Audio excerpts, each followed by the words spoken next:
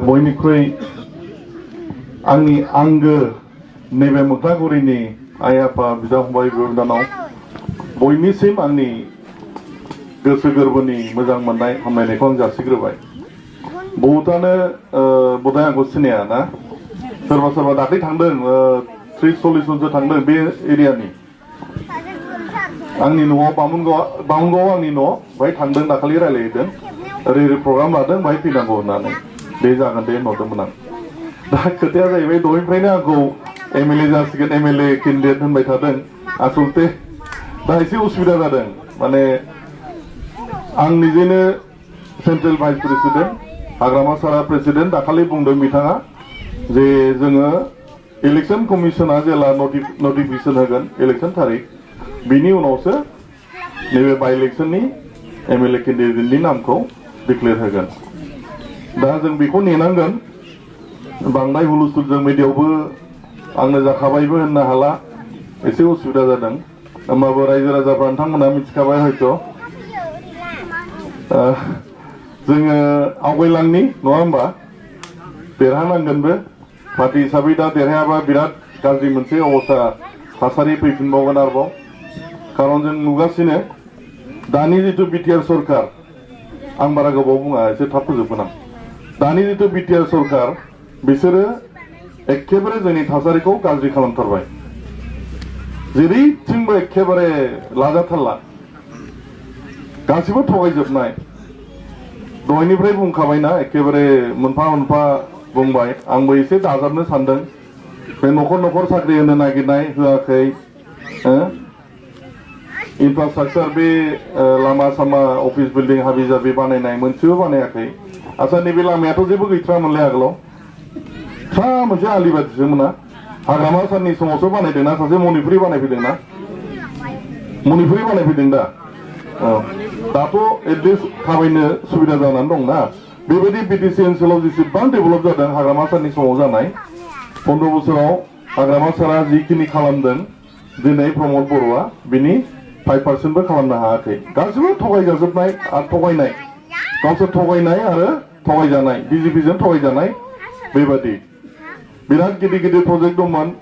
जेनेबा आं थाब फोजोबनि र', रौमारियाव बिराद गिदिर रिजनेल इन्स्टिट्युट मेडिकेल साइन्स बेबायदि खुलिनायनि खोथामोन। सेन्ट्रेल गभर्नमेन्टआ बेखौ होआखिसै, होआ। बेबायदिया दंखायो, एइम्स दंखायो, माबा दंखायो होननानै होआ। उपेन्द्रनाथ ब्रह्म सेन्ट्रेल इउनिभारसिटि होनो नागिरदोंमोन माबायाव बरमायाव, बेखौबो होला, होआखै। डिपिआर गैया, माबा गैया, बेबायदि जानानै दं।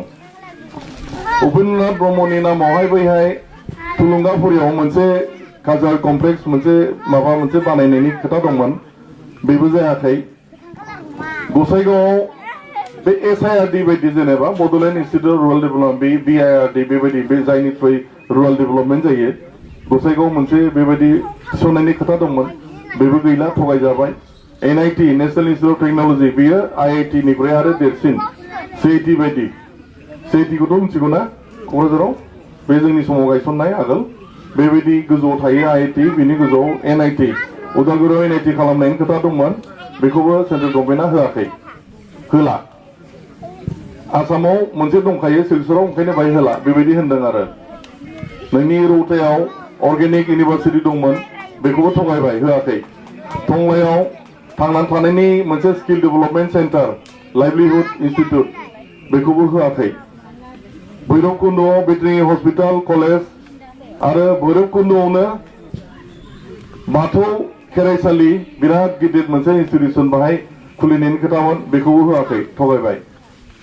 सालबारियाव बड'लेण्ड मुभमेन्टनि नामाव मोनसे मा होनो मिउजियाम, बेखौ बानायनायनि खोथा दंमोन, बेखौबो थगायबाय। प्रत्येक डिस्ट्रिक्टआव गोदानै आरोबाव मोनसेबाव जवाहर स्कुल, नवोदय स्कुल माने फसंनायनि खोथा दंमोन, बेखौबो थगायबाय, होआ। सेन्ट्रेल गभर्नमेन्टआ पलिसिनि बाहेरायाव होनो। होमबालाय माथो थाबावगौ? बेबायदि मेरला दं, आं बुंबा दा बिराद गोबाव जागोन। मथथे मोनसेबो जेबो मावाखै बिसोरो। गथे जोंहा दा दायित्व दङ। जोङो दा थांनाय एमपि इलेक्सनाव जदिव जोङो दिल्लीयाव फाथायहरनो हायाखै, जोङो जेनाखै होनना हमना लानांगोन। जोंखौ बहुत धरननि नाख्रेबनानै बिसोरो मोनथाम पार्टी लोगो लानानै थाखा फैसा बिराद गारनानै जोंखौ फेजेनदों दाखालि ओमफ्राय नैबे दा बाइ इलेक्सननि खोथा आंनि थाखाय बिराद माने हठात जादों दे बाइ इलेक्सनखौ जोङो रावबो सानाखैमोन आसलते एमपि जोंना खाम्बा बरगयारी सारा एमपि जानानै थांखासिगोन दिल्लीयाव आरो बे ओनसोलनि गासिबो जौगानायनि खामानिखौ बेहाय मावगोन बुंहैगोन बयबो आसा लानानै दंमोन जेननायखौ रावबो सानाखैमोन नैबे बाइ इलेक्सना एखेबारे हठात जादों होमबाबो जोङो गेलेनांगोन बाइ इलेक्सनखौ जोङो जेरैबाबो देरहानांगोन जोंनि पार्टिनि थांनानै थानायनि जोंनि रायजोफोरनि थांनाय थैनायनि खोथा दङ माने डु अर डाइ होनो जोङो भबिष्यत जोंनि बे ओनसोलखौ जुदि जोङो जौगाथिनि लामायाव लांनांगौबा जोङो आरो शान्तिनि मोनसे परिबेसाव दोनबाय थानांगौबा जोङो खिन्थु बिपिएफखौनो आरो पावाराव लाबोफिननांगोन दा बे बाइ इलेक्सनाव जों देरहाथारोबा जोंहा बिटिसि इलेक्सनाव सहज जागोन 2025आव आरो बिटिसि इलेक्सननि उनावहायनो आरो एमएलए इलेक्सना फैबावगोन एसेम्बलि इलेक्सना 2026आव बे थांबाय थागोन आरोखि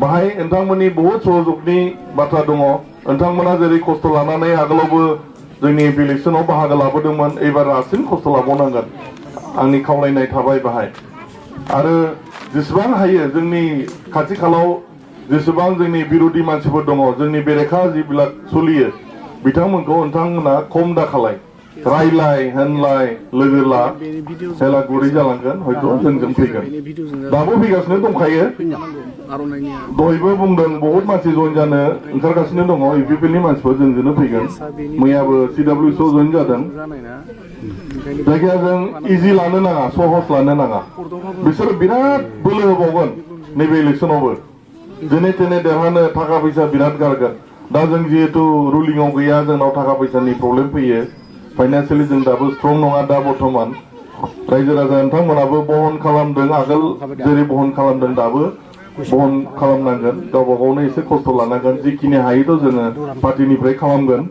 बहाबा हास्लाबाबा गाज्रि मोननो नाङा जों रायजोनि खाथिराव जोङो बेखिनिखौ खालामलांनांसिगोन नङाबा भबिष्यत जोंनि फिसा फिसौफ्रा आरो बहुद खस्थ' मोनबावगोन बोरैबा जुदि फैगौ बिटिसिआ जुदि जोंनि आखायाव फैयाबा 25आव जुदि एगेइन आरोबाव जुदि बिजेपि लाइनाव थाङोबा जों खिन्थु सेस जेबो थाहैनाय नङा बिसोरथ' धर्मआवबो आखाइ होबाय माइनरिटिफोरनि उपराव अत्याचार सामोना बहुत थांखो माइनरिटिनि उपराव अत्याचार ख्रिस्टानफोरनि उपराव अत्याचार बहुत आइन कानुन बानायबाय माने धर्मआवबो आखाइ होबाय बिसोरो जोंखौ सान्थि दोनाथ' बिजेपिआ दा इउपिपिएलआ बुजियाखै माब्रै इसेबां थगायजाबाय थाखो बिसोरलाय बुजियाखै ना पावारनि थाखायनो बेबायदि गावखौनो एखेबारे गथायनानै थाबाय थादों जोंबो सन्देह जालायलाङो एखमबा फैगौ 25आव जे मा जागोनथाय बिसोरखौ जों जेरैखि जाया हमथानांगोन दा बाइ इलेक्सनाव जों एकदम देरहाथारनांगौ